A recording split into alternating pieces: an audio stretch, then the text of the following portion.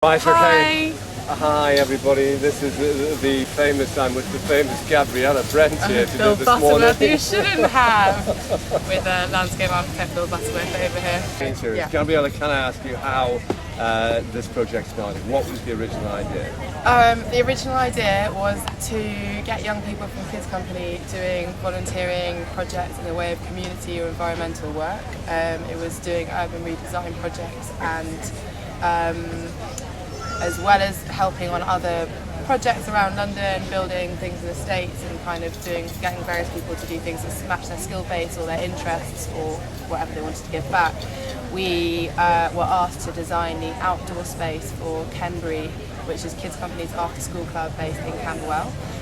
So with a group of young people from Kids Company's Urban Academy, which is the 16 to 25 facility, which does education but also a lot of projects, we started to come up with ideas about play. Can I ask you, why was it because you're asked to design and build a playground? Why landscape in particular? Why do you feel that that's a good project for kids to choose? Well, I think that it went in that direction, but I think it's good because A, you can make beautiful landscapes, as I've learned from you. I think that the process of growing and building of the actual kind of art, what you get from the planting and the sensitivity of the flowers and nature is actually incredibly therapeutic. And you can create something which is very, very, very peaceful.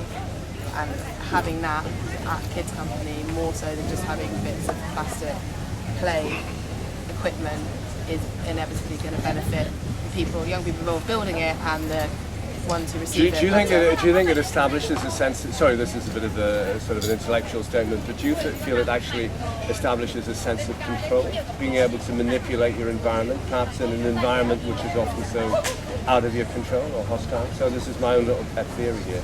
So you have an area of space, a part of this world which you can actually control and shape for your own design. I mean, I think you can walk into an environment and actually you can be somewhere where certain behaviour just won't happen because of what is around you, either because it's so peaceful or because it feels that it needs to be respected. I mean, not to say that at Kids Company no one's ever going to have a hissy fit and try to bash up something in this garden, sorry, that would be delusional.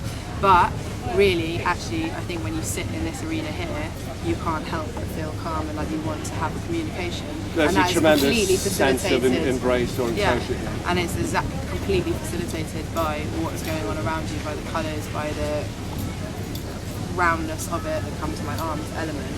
And actually, throughout the whole project, as soon as this area went in, it seemed to do exactly what it was supposed to. Yeah, it allowed us to sit, it allowed us to talk, it allowed us to be together. And it's calming. I don't think you'd find the heated moment. You and I could probably find one. Yeah, probably.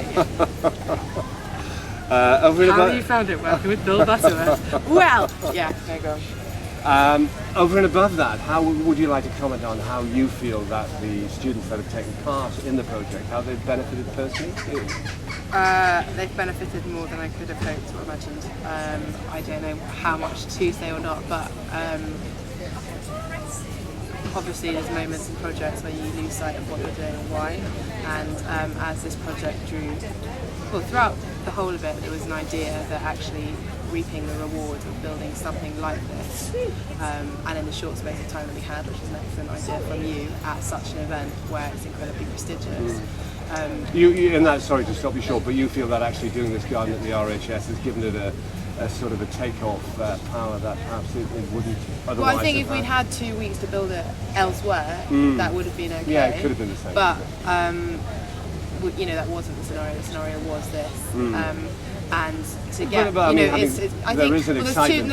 there's two things. One is that building this project in a certain time frame and it looking as beautiful as it does and incorporating so much of a very, very long process. It's lasted a year with a group of 10 to 13 people dipping in and out, and then being able to see and be such an integral part of all of their efforts, and it's a tangible outcome, and that is immeasurable, and it's magnificent, and the responses have been really quite touching, overwhelming, and more than I could ever hope for in terms of, it's cathartic, it's beautiful, it's the teamwork communication that's been involved, the having to deal with certain situations under certain stresses, everyone being incredibly overtired, but despite that getting up at 8:30 in the morning or at 7 in the morning to get to the station for 8:30, leaving at 9:30 at night, which is not what I'm used to seeing as kids company students do. And then I think, you know, doing it at the RHS, for me, it's a slightly bizarre environment. I'm not into flower shows particularly, or you know, I don't know if I'd run baptism, but you know, having the fireworks, having the, you know, award ceremony, having someone look at your work objectively and having to work to that, and people genuinely thinking it's fabulous has been amazing. I think for me and for the young people, it's been really. Thanks, Gabby. That's tremendous. You are a star. You really are expressing this so well, and I mean that sincerely. I think what really surprised and delighted me so much was, say, episodes like Anella, where she's obviously owning the garden, defending the garden against all comers, and you know, and really deciding that she's not going to tolerate certain changes that she feels are going to deface her garden. That is a really almost a spine chilling sense of achievement on all our parts. Stuff like that really Well, I don't know what the kids themselves have said, but I think everyone is phenomenally proud of this piece of work and feels like they've been part of something that they wouldn't have or might not again. And actually, doing this, as well as having the garden, as well as it being lasting legacy, being able to see it at Canterbury, it's so transferable. The skills involved in doing it and what you can use the experience for to carry you forward. I'm sure it is the skills, but it's also perhaps the ambition to actually do it. The ambition.